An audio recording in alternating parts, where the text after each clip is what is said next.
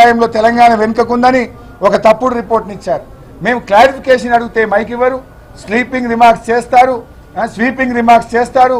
ఇంకొక వైపు ఏమో సభలో మరి మమ్మల్ని మాట్లాడనీయకుండా వాయిదా వేసుకొని పారిపోతున్నారు.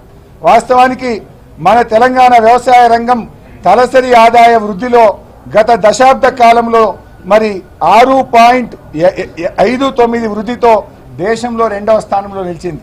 అంటే 6.59% వ్యవసాయ రంగంలో వృద్ధి రేటు సాధించి దేశంలో 2వ స్థానంలో నిలిచింది. మొదటి స్థానం ఎవరిదంటే చిన్న రాష్ట్రమైన సిక్కిం 6.87%. ఇది ఎవరు చెప్పిండ్రు? నీతి ఆయోగ్ నివేదికలో చెప్పిండ్రు. పెద్ద రాష్ట్రాల పట్టికలో తెలంగాణ మొదటి స్థానంలో నిలిచింది. మన పొరుగు రాష్ట్రమైన ఆంధ్రప్రదేశ్ 5.41%తో 4వ స్థానంలో నిలిచింది. అంటే తెలంగాణ ప్రభుత్వం వ్యవసాయ రంగం మీద పెట్టిన దృష్టి వల్ల ఇవాళ దేశంలోనే వ్యవసాయ వృద్ధి రేటులో 2వ స్థానంలో నిలిపిన ఘనత బీఆర్ఎస్ పార్టీది, కేసీఆర్ గారి. వాస్తవాలు ఇదుంటే ముఖ్యమంత్రి గారు సభను తప్పుదో పట్టించి తప్పుడు విషయాలు చెప్పినారు.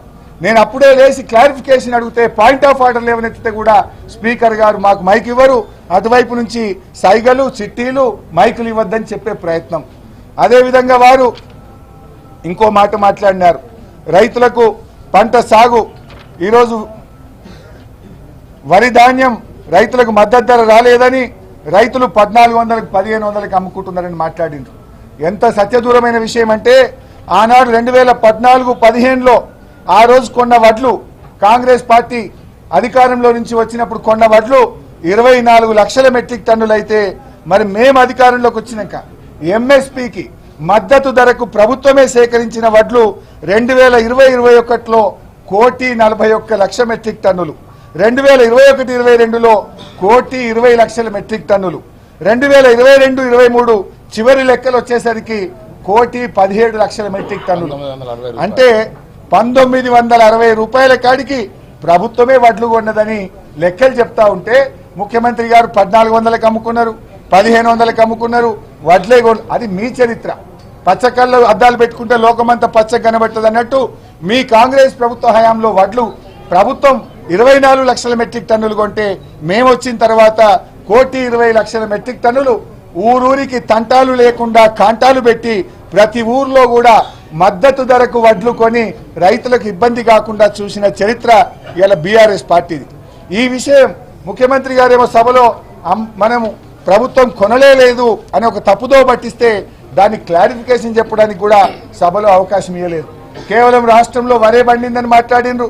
ఇలా మిరప పంటలో దేశంలో నంబర్ 1 తెలంగాణ రాష్ట్రం, ఇది కేంద్ర ప్రభుత్వం చెప్తా ఉంది. పత్తి సాగులో దేశంలో నంబర్ 2, ఇది కేంద్ర ప్రభుత్వం చెప్తున్న లెక్కలు. కానీ ముఖ్యమంత్రి గారు అన్ని పంటలు పోయినాయి అని ఓ స్వీపింగ్ రిమార్క్స్ సభలో చేసే ప్రయత్నం చేస్తా ఉన్నారు.